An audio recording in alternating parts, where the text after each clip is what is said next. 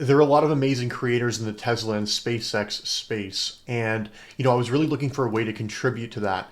And so I wanted to make a channel that talks about the dreaming side of things, about what can be with SpaceX, Tesla, and other Musk type companies. If this interests you, join along. Welcome to Ad Astra Continuum. My name is Ian.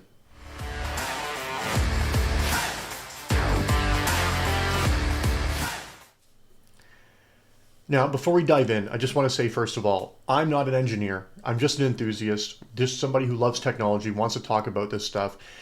How this kind of came about was I realized that there's so much I want to share, so many ideas I want to talk about, and my friends and family can't possibly be expected to take on all that information. It's like a fire hose of information. And while they've been incredibly patient with me, I thought it was time to share this with other people who might find it interesting.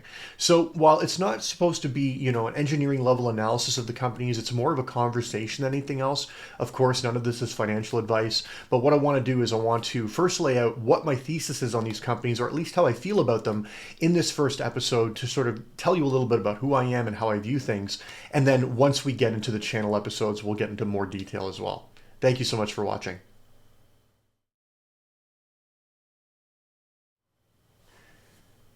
Tesla is widely seen as an electric car company, but even though they do make electric cars, they're way, way more than that. I've been struggling for a while to try to figure out a way to, give an elevator pitch on what makes a Tesla so different. And it took me some time, but I think I finally figured out how to explain what makes a Tesla different than looking at any other EV or ICE car. So in the first layer of human transportation, we've always been on foot. Since almost the very beginning of time, we walked upright on our 2 feet, and then we developed other modes of transportation. We rode horses, we attached carriages to them and made them pull that, and then we developed bicycles along the way. And a lot of these things still exist today, but they're not our primary form of transportation for long distances, especially. And so it brings us to the second level of vehicles. And that means vehicles that have what I call an inexhaustible motive force. So that means you can add, energy or fuel to them. That could be ICE vehicles, it could be battery electric vehicles and things like that. And even though Tesla looks like a car, it's actually a robot. And the way that works is that if you're going out shopping for a car, let's say it's a Hyundai Ioniq 5 or a Volkswagen ID4 or, whatever other kind of EV, you're really just shopping for another car. You're shopping for the same thing as an ICE vehicle, except the energy source is a little bit different. Now, while a Tesla is an electric car and shares some similarities to those EVs in that they have electric motors and batteries, there is one key differentiator that makes a Tesla very different than anything else. And that is its built-in inference computer and cameras. If full self-driving is solved by Tesla, and I do believe that they're going to solve it, I have a Tesla Model 3 myself, and essentially the car does all of my driving. And I'm on hardware 3, which is an older version of the hardware. New models are currently shipping with hardware 4, and I've driven those, and they're noticeably better. Because the car is an inference computer, at some point in the future, they can issue a software update to the cars, and the cars become able to perceive the world and interact with the real world. This is a fundamental difference. Other vehicles are not capable of this in the North American market. And so when you're going out shopping for a car, Henry Ford said, if you ask people what they want, they'll just tell you they want a faster horse. This is very much the same thing. A lot of people don't really understand that they want autonomy. But, I think there's a very large segment of the population that really doesn't want to drive. I'm a car enthusiast. I've been a car guy my whole life. But I know that there's people that drive, sorry to pick on brands, but like a beige Camry or Corolla. Like, largely speaking, I don't think those people really want to drive. And if given the opportunity with robotaxis and things like that to have a safer, more comfortable, less expensive experience, I think you're going to see people abandoning car ownership in droves.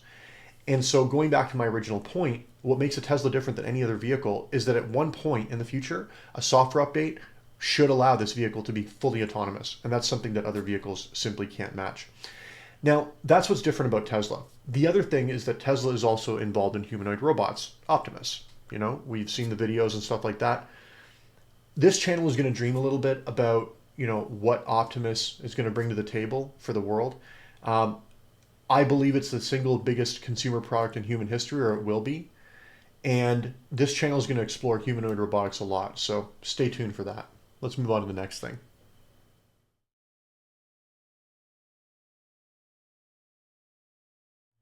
Can you imagine living in a world where SpaceX doesn't exist? Where Falcon rockets never landed on their tails? Where Starship didn't get caught by Mechazilla? I mean, the level of boring that our world would be is incomprehensible, but we do have SpaceX. We do have these other companies that are doing the most incredible things, and it baffles me when people say, why aren't they spending more money trying to fix Earth? And I heard a statistic that said something like the US spends less than 1% on NASA's budget. And, to have a private company like this helping in human exploration is the most incredible thing I can imagine. Many of us, since we were kids, we've dreamed about space travel and reaching out to the stars. And, since the 50s and 60s, that dream kind of died. And Elon brought it all back with SpaceX. And I think that's incredible. The ability of SpaceX to engineer a rocket that is reusable initially with Falcon 9, and then to move on to full and rapid reusability attempt with Starship. You know, I remember the very first time I saw a Falcon 9 land on its tail.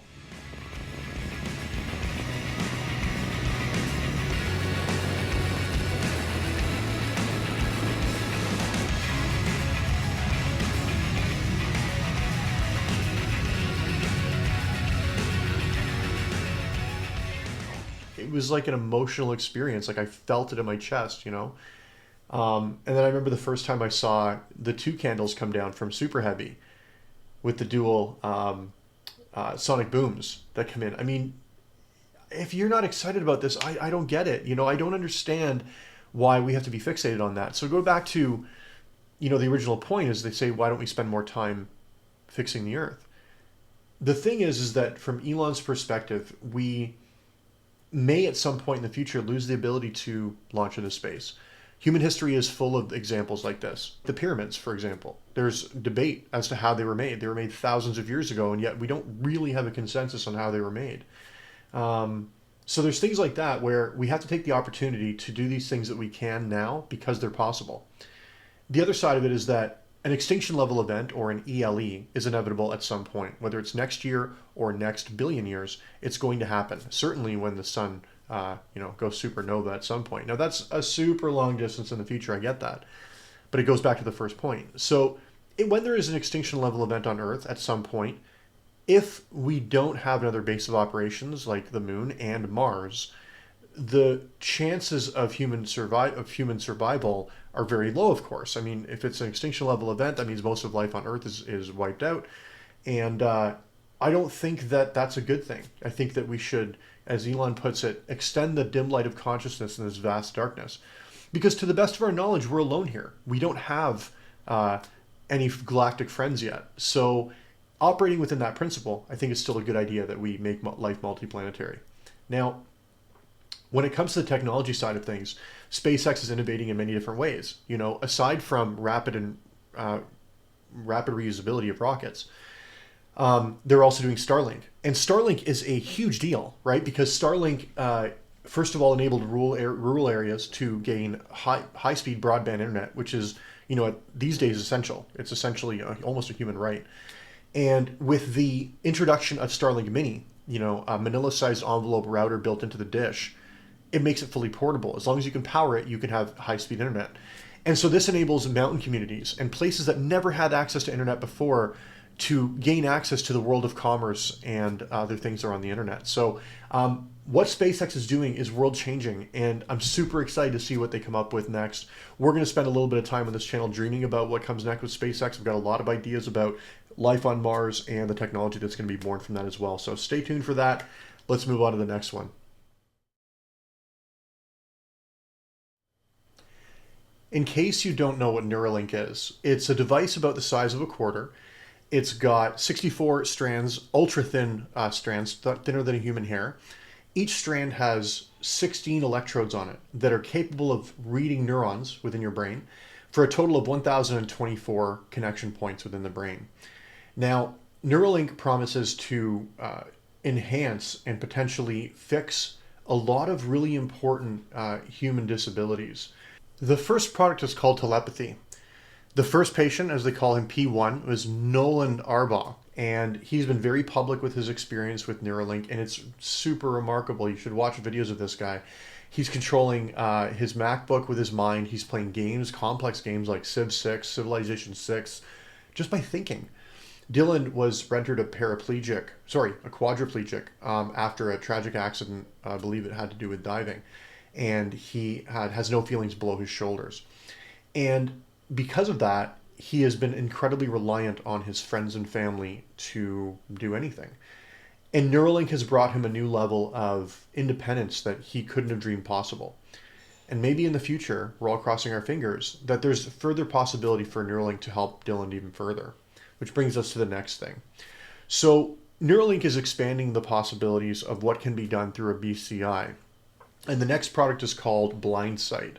Blindsight is designed to not only give people back vision that they may have lost, but potentially give some people back or vision to people who were not born with vision.